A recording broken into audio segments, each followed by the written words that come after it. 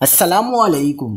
کراچی میں خواتین کی پیسہ بچت کمیٹی میں بڑا فراڈ، آن لائن کمیٹی ڈالنے والوں کے کروڑوں روپے ڈوب گئے، تلخ خیز انکشافات سامنے آ گئے۔ کیا آپ حالات حاضرہ سے آگاہی حاصل کرنا چاہتے ہیں؟ خبر کے پیچھے چھپے اصل حقائق جاننا چاہتے ہیں تو ابھی سبسکرائب کیجئے جلمل پاکستان کو اور ساتھ ہی گھنٹی کے نشان پر کلک کر دیں۔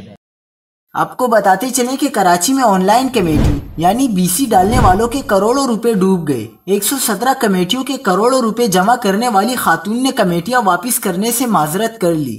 خاتون کو کمیٹی ڈالنے والوں کے اندازاً 24 کروڑ روپے واپس کرنے ہیں۔ متاثرین نے کمیٹی ڈالنے والی خاتون سدرا کے خلاف قانونی کارروائی کرنے کا فیصلہ کر لیا ہے۔ بینکنگ ذرائع کے مطابق کمیٹی جمع کرنے والی خاتون کے بینک اکاؤنٹ سے رقم نکال لی گئی ہے۔ متاثرہ شہریوں کا کہنا ہے کہ سدرا گزشتہ 3 سال سے آن لائن کمیٹی ڈال رہی تھی۔ سدرا نے سوشل میڈیا پر کمیٹی ڈالنے والی خواتین سے معذرت کرتے ہوئے کہا کہ فراڈ نہیں ہوں، کہیں نہیں بھاگ رہی، کچھ وقت میں پیسہ لوٹا دوں گی۔ سدرا نے سوشل میڈیا پر ہی 18 افراد کو پیسے لوٹانے کا بھی دعویٰ کیا۔ سدرا نے چھوٹی کمیٹیوں سے آغاز کیا تھا، جس میں بعد میں مزید لوگ شامل ہوتے گئے۔